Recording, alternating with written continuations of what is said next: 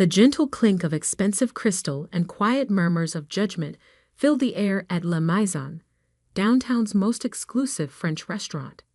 My father's 60th birthday celebration was in full swing, though celebration felt like too warm a word for the Arctic atmosphere at our table. I'm Olivia Winters, though my family prefers to call me Liv. Their way of diminishing everything about me, right down to my name. At 29, I'm the youngest of 3 children and, according to family consensus, the only failure in a long line of Winters' success stories. I adjusted my simple black blazer, purchased from a department store, a fact my sister Catherine had already pointed out twice, and took another sip of water. Around me, my family was dressed in their finest, designer labels, luxury watches, and enough diamonds to finance a small country. Liv, darling. My mother Margaret's voice dripped with practiced concern. Are you sure you don't want wine? Your father's treating. She emphasized the word treating as if to remind me I couldn't afford the $200 bottles they were casually ordering. Water's fine, Mom. I'm working later. My brother James nearly choked on his foie gras, still picking up shifts at that diner. What is it now? 3 years. 4, I corrected quietly. The Bluebird Cafe. A waitress, Catherine sighed, adjusting her Cartier bracelet. With a Stanford degree. Daddy, do you remember when she turned down that position at Goldman Sachs? Could have been junior VP by now. Dad looked up from his phone briefly. Let's not rehash old disappointments. It's supposed to be a celebration. I bit back a smile. If they only knew about the meeting I'd had that morning. About the papers sitting in my lawyer's office. About what was about to hit the evening news in exactly 47 minutes. Speaking of celebrations, Catherine continued. James just closed another major acquisition. Tell them, James.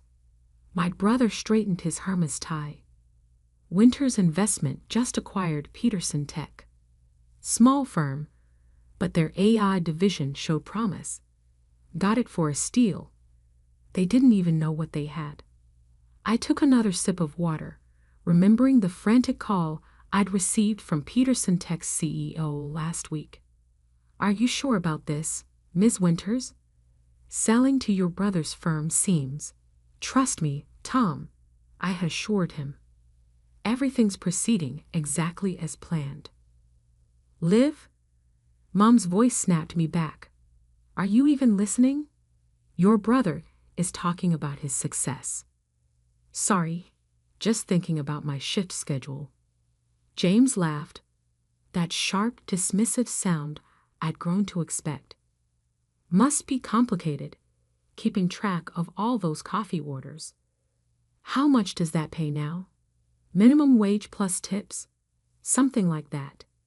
You know, Catherine leaned forward, her diamond earrings catching the light. My friend Sarah's company is hiring administrative assistants. Entry level, but it's a real job, in an office. Thank you, but I'm good where I am. Good. Dad finally put his phone down. Olivia, you live in a studio apartment in the worst part of town. Drive a car that's older than your career. Haven't taken a vacation in years. That's not good. That's settling. I checked my watch. 32 minutes. We're just worried about you, dear, Mom added. All that potential, just wasted. Even your old professors ask about you.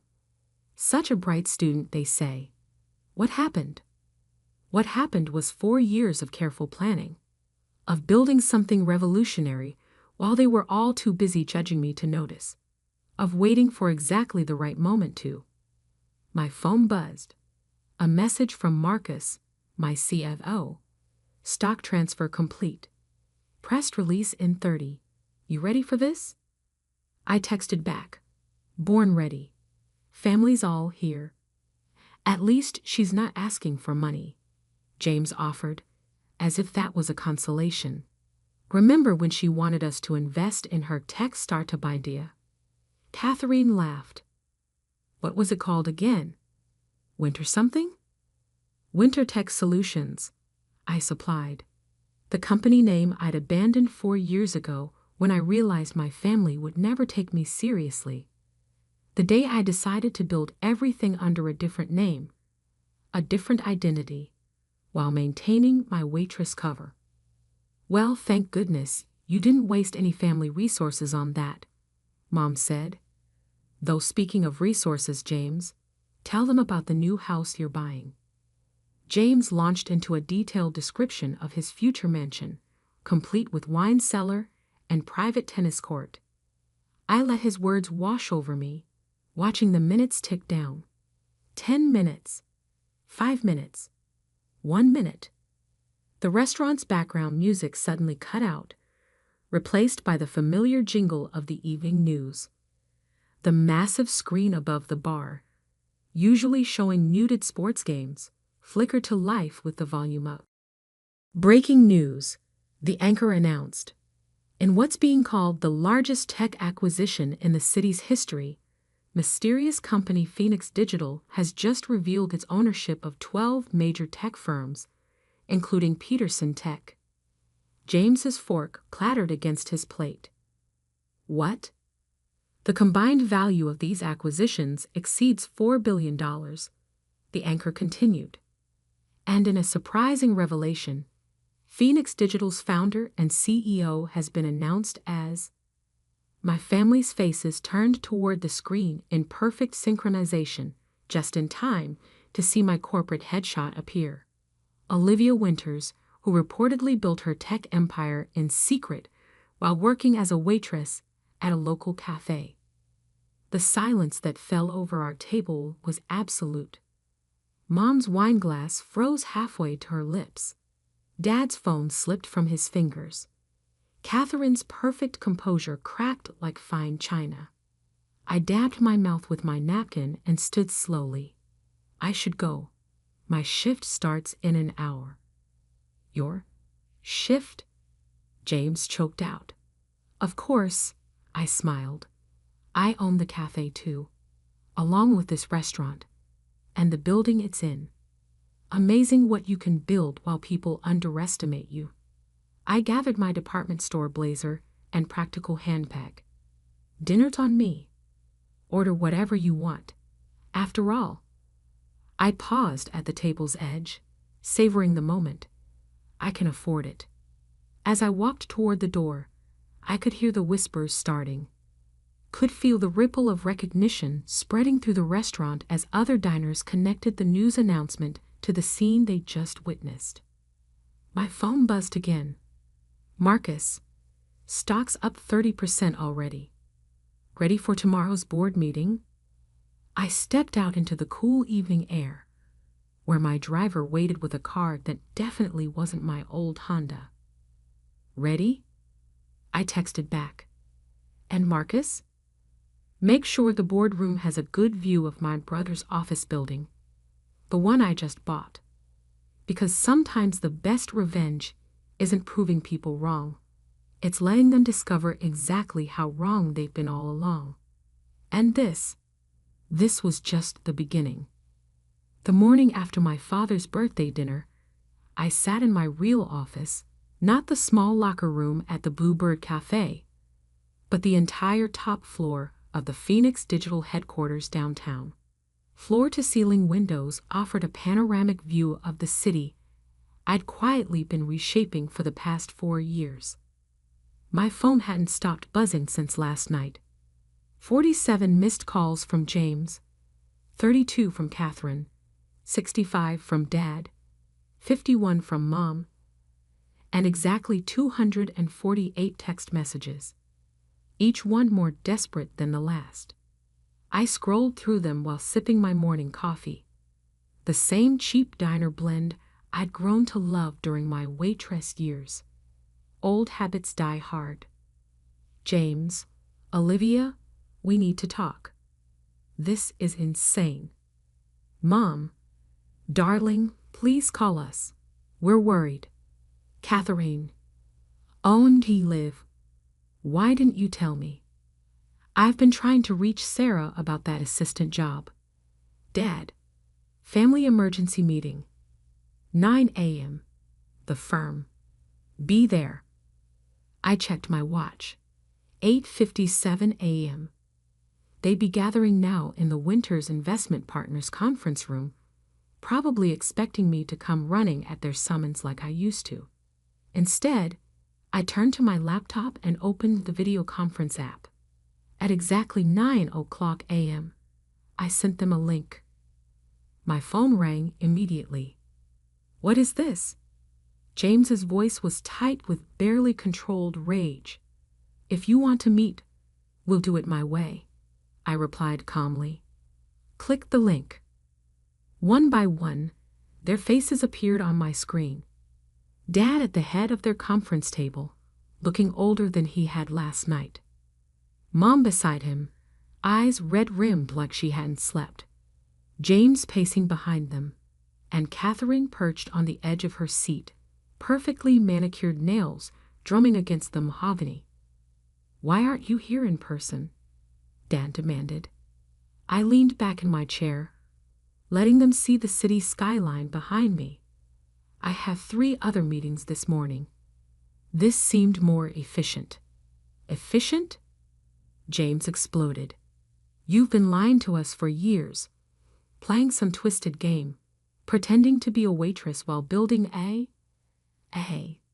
multi-billion-dollar tech empire, I supplied. And I never lied. You just never asked the right questions. Olivia, Mom started, her voice wobbling. We just don't understand. Why did you let us think? Let us treat you like a failure.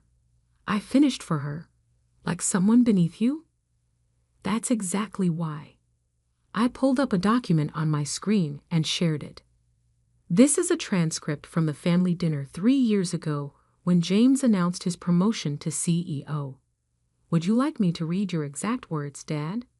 He paled slightly. That's not necessary. Thank God James stepped up. I read anyway. He understands what it takes to succeed in this business, unlike some people who just don't have the stomach for real power. Catherine shifted uncomfortably. That was a long time ago. 2 months ago, I continued, switching documents. At Cousin Sarah's wedding, James told everyone I was finding myself through menial labor. Last Christmas, Catherine suggested I might qualify for low-income housing assistance. And just last night, you all sat there assuming I couldn't afford a meal at a restaurant I own. We were worried about you, Mom protested. No, I said quietly. You were comfortable with me failing. It made you feel better about yourselves. I pulled up another document. This one showing a list of acquisitions and their values. While you were pitying me, I was building something extraordinary. Not through family connections or inherited privilege, but through actual innovation and hard work. James snorted. Is that supposed to impress us? Anyone can get lucky with a few tech deals. 12 major acquisitions. I cut in. All prime tech firms. Total portfolio value as of this morning, $4.7 billion. And yes, I smiled slightly. That includes Peterson Tech, the company you thought you were acquiring. The color drained from James's face. That's impossible. We had a deal. You had a front row seat to a lesson in due diligence, I corrected. Tom Peterson was working for me the entire time. You were so busy looking down your nose at the waitress that you never bothered to check who really owned his company's patents. Dad leaned forward, and I recognized the look in his eyes. It was the same one he used to give potential business partners, calculating, measuring, looking for an angle. Olivia, he said, his voice taking on that smooth dealmaker tone. Clearly we've underestimated you. But now that we know what you've built, we can work together. Merge Phoenix Digital with Winter's investment.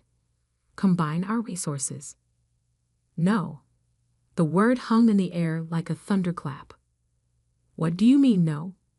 Catherine asked, incredulous. I mean, no.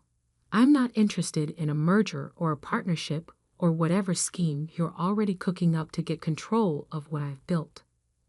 We're family, Mom pleaded. Family? I laughed softly. Yesterday, I was the embarrassment you've had to explain at parties. Today, I'm family? I pulled up one final document. This is today's schedule for the Winter's investment building. Your lease expires in 60 days. I won't be renewing it. You can't do that. James shot to his feet. That's been our headquarters for 30 years.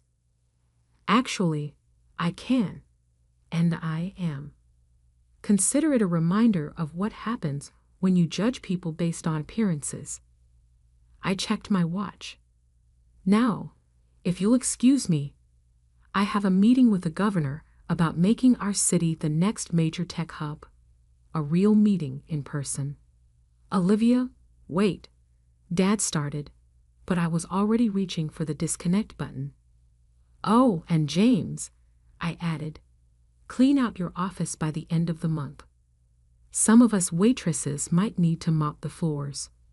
I ended the call and sat back, letting out a long breath. My assistant's voice came through the intercom. Ms. Winters, the governor's office is on line 1. I straightened my blazer. Armani now, though they'd never know, and smiled. Put him through. And Sarah? Send a gift basket to the staff at the Bluebird Cafe.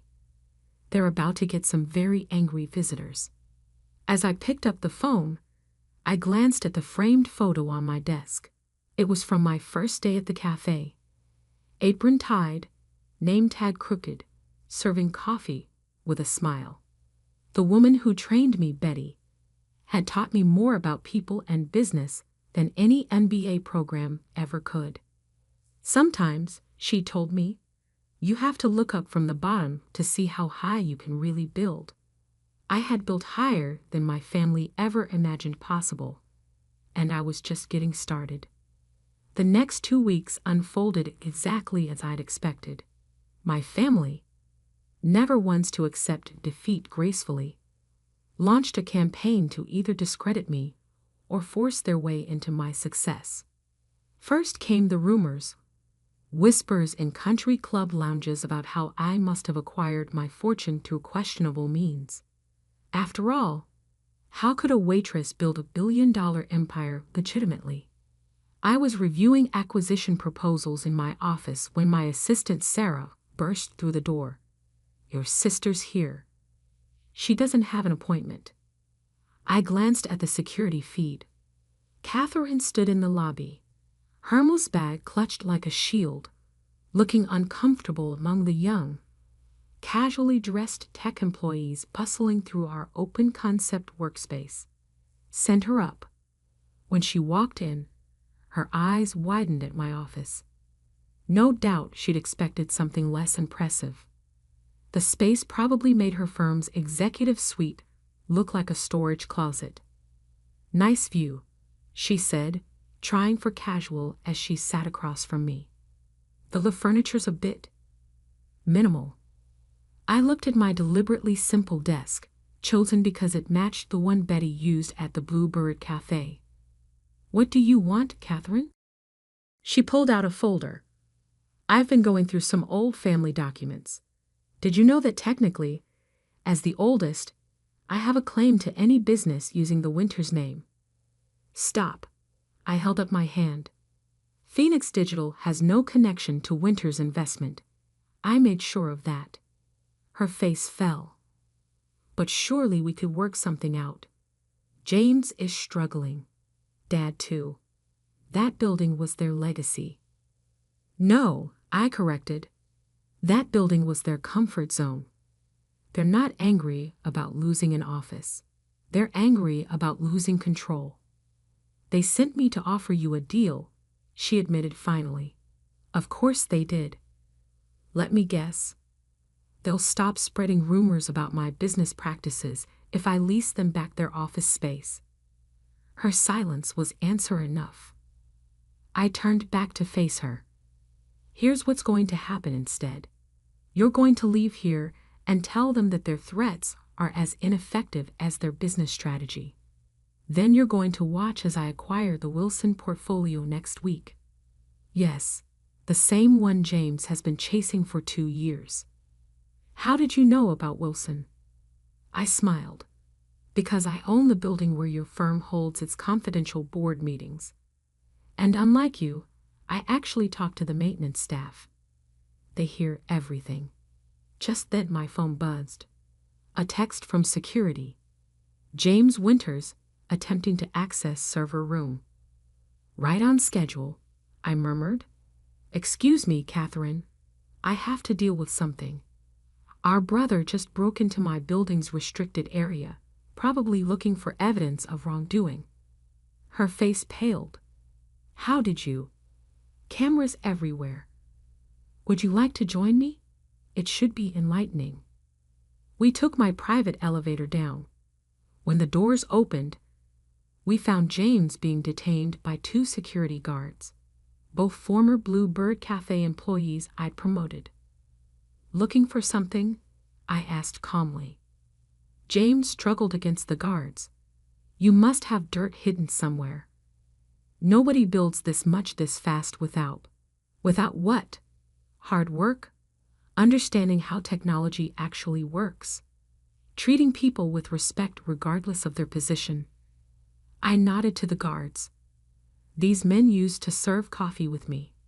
Now they run my building security because I saw their potential instead of looking down on them. Olivia, Catherine interrupted. You've made your point. What do you want from us? Want? I laughed softly. I don't want anything from you. That's what none of you understand. I built this company by choice, not necessity. I worked at the cafe by choice, not failure. I turned to the guards. Please escort my brother out. And James? The next time you try to break in, I'll press charges. Family or not. That evening, I received an email from Dad. Olivia, your mother and I have been doing some reflection.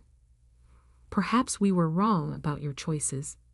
The firm is struggling without the building, and your recent acquisitions have shown us that maybe we don't understand the market as well as we thought. I'd like to have dinner. Just us. No business talk, no deals, just a father trying to understand his daughter. Dad, I stared at the message for a long time, remembering all the dinners where they'd looked through me. All the times they dismissed my ideas. All the moments they chose prestige over understanding. Finally, I replied, Dad, dinner is fine, but not at La Maison. Meet me at the Blue Bird Cafe. It's where the real work happens, where real people build real things. If you want to understand me, start by understanding them. Come alone. No James, no Catherine, no hidden agendas. Olivia. The next evening, I sat in my usual booth at the Blue Bird, nursing a cup of coffee. The door chimed, and Dad walked in, looking completely out of place in his bespoke suit. The regular customers. Workers ending their shifts, students with laptops, families on budgets. Looked up briefly before returning to their meals. Dad slid into the booth, clearly uncomfortable. Interesting choice of venue. This is where I learned my most valuable lessons about business, I said. Not at Stanford, not at the firm. Here, listening to people who actually build things. He picked up the laminated menu, probably the first non-fine dining menu he touched in decades. I don't understand why you did it this way. Why not just tell us? Would you have listened? Or would you have tried to control it, shape it into your version of success? He was quiet for a long moment. We thought we were protecting you. No, I said firmly. You thought you were protecting your image of what success should look like. You never asked what I wanted to build.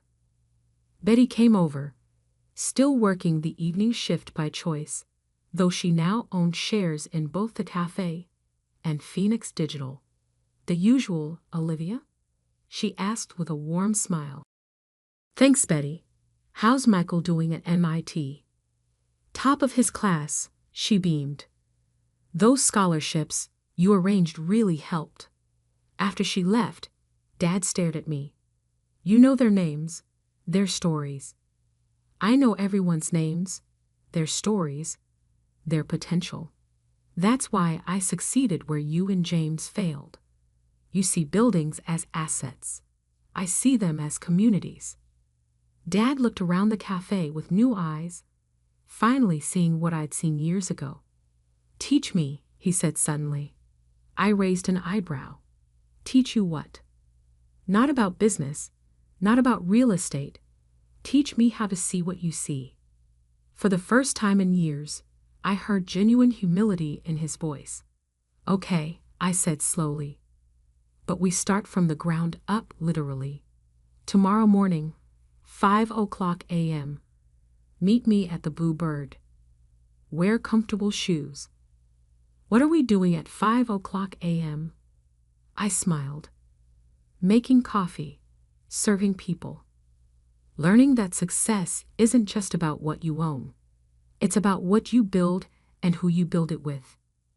As we finished our coffee, I noticed Betty bringing over a piece of pie, my usual end-of-shift order. Add his to my tab, Dad said quickly, reaching for his wallet. No need, Betty replied. Olivia owns the place, has for 3 years. Never changed a thing except to make sure we all had health insurance and a stake in the business. Dad set down his fork, finally understanding. I hadn't just built buildings. I'd built relationships, trust, and communities. I'm sorry, he said quietly, for not seeing you.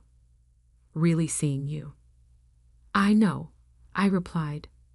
That's why tomorrow we start with open eyes. As we left the cafe, Dad looked up at the skyline, my skyline. You know, he said thoughtfully, I never really looked up from my office until now. I smiled. Sometimes you have to start at the bottom to truly understand the view from the top. The next morning, when Dad arrived at the Blue Bird at 5:00 a.m., he found me already there in my old apron, helping Betty open for the day. The look of surprise on his face was priceless, but the lesson was clear. True power isn't about titles or corner offices. It's about understanding every level of what you build, respecting everyone who helps build it, and never forgetting where you started. Even now, years later, I still keep my old Bluebird Cafe apron hanging in my office, not as a reminder of where I came from, but as a reminder of who I really am. Someone who built success from the ground up. Because sometimes the greatest revenge isn't proving people wrong. It's becoming so undeniably right that they have no choice but to see it for themselves. And as I watched my father tie on an apron for the first time in his life, I knew that some lessons are best learned over a cup of coffee and a slice of humble pie.